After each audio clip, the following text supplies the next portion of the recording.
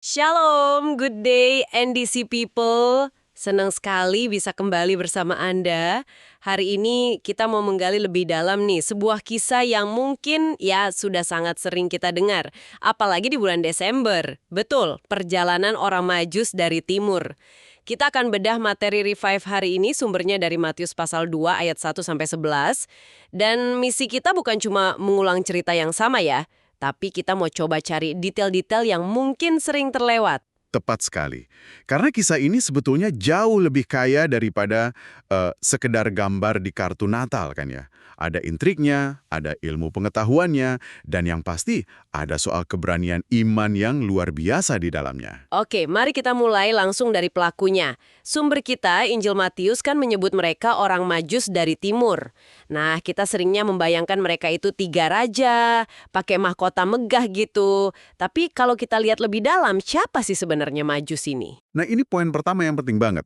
Kata aslinya itu kan magui, dan itu sama sekali tidak merujuk pada raja. Mereka ini sebetulnya anggota kasta pendeta dari Persia.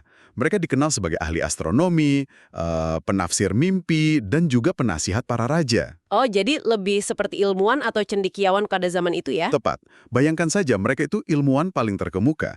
Jadi ini bukan perjalanan iseng 3 orang kaya, sama sekali bukan. Ini sebuah ekspedisi yang bisa dibilang sangat serius, ilmiah sekaligus spiritual, berdasarkan data astronomi yang mereka amati. Wow, oke. Ini langsung mengubah cara pandang ya. Artinya, buat mereka iman dan ilmu pengetahuan itu ya berjalan beriringan. Mereka lihat data di langit, lalu mereka menafsirkannya sebagai sebuah peristiwa ilahi. Dan perjalanannya sendiri, ini bukan perjalanan singkat kan? Jauh sekali. Jaraknya itu bisa sampai 1.500 km. 1.500 kilometer. Dan itu melintasi padang gurun yang, ya kita tahu, sangat berbahaya. Dan risiko yang mereka ambil itu bukan cuma soal perampok atau cuaca ekstrim loh. Mereka mempertaruhkan seluruh reputasi mereka, bahkan ya, nyawa mereka.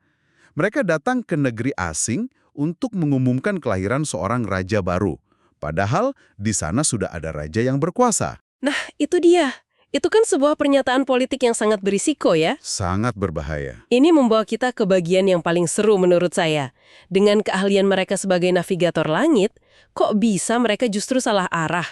Dan malah berakhir di Yerusalem, di istananya Raja Herodes yang kita tahu terkenal paranoid dan kejam. Bukannya bintang itu harusnya menuntun mereka langsung ke Bethlehem? Pertanyaan yang bagus sekali. Sepintas, ini kelihatannya seperti, ya, kegagalan navigasi. Gagal total.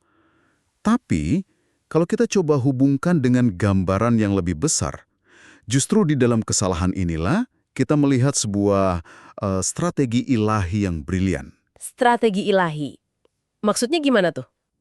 Dengan mereka tiba di Yerusalem, berita tentang kelahiran sang raja baru ini jadi berita publik. Herodes, dalam kepanikannya, tanpa sadar dia jadi alat untuk menggenapi nubuat. Oh, oke. Dia akan langsung memanggil semua ahli Taurat dan bertanya di mana Mesias akan dilahirkan. Nah, mereka, para penentang Yesus nantinya, yang membuka kitab suci dan menegaskan dari kitab Mika bahwa tempatnya adalah di Bethlehem. Jadi justru karena kesalahan orang Majus ini, konfirmasi resmi dari para ahli kitab malah tercatat. Tepat sekali. Jadi tuntunan Tuhan itu ternyata nggak selalu berupa jalan lurus yang aman ya. Terkadang, Tuhan sengaja membawa kita melewati istana Herodes untuk sebuah tujuan yang jauh lebih besar. Menarik sekali. Jadi setelah dapat konfirmasi itu, mereka lanjut perjalanan dan akhirnya menemukan anak itu. Sumber kita melukiskan momen itu dengan, wah, sangat kuat ya.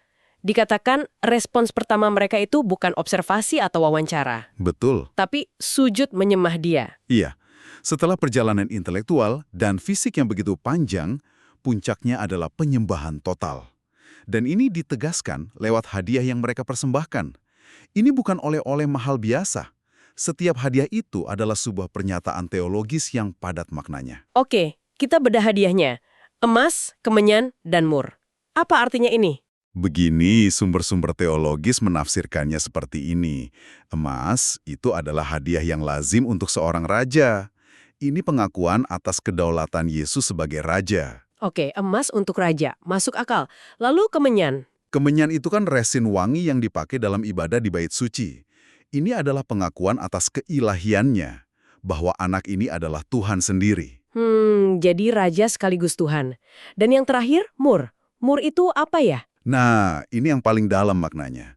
Mur itu getah pahit yang dipakai sebagai parfum, tapi fungsi utamanya itu untuk mengawetkan jenazah. Mengawetkan jenazah. Hadiah yang aneh sekali untuk bayi yang baru lahir. Aneh kan? Tapi ini adalah sebuah nubuat. Sebuah petunjuk tentang kematian yang akan dia alami untuk menebus dosa manusia. Jadi dalam 3 hadiah itu, para ilmuwan dari timur ini sebenarnya merangkum seluruh Injil.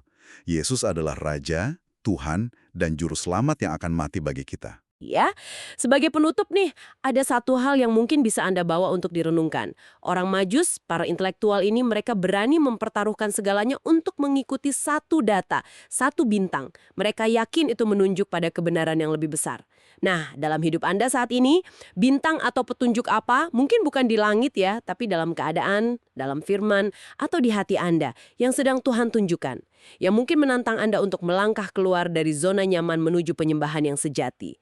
Terima kasih sudah bergabung dalam pembahasan kita. Untuk terus bertumbuh bersama, Anda bisa bergabung dengan Core NDC dengan cara mengunduh aplikasi NDC di Google Play. Tuhan Yesus memberkati.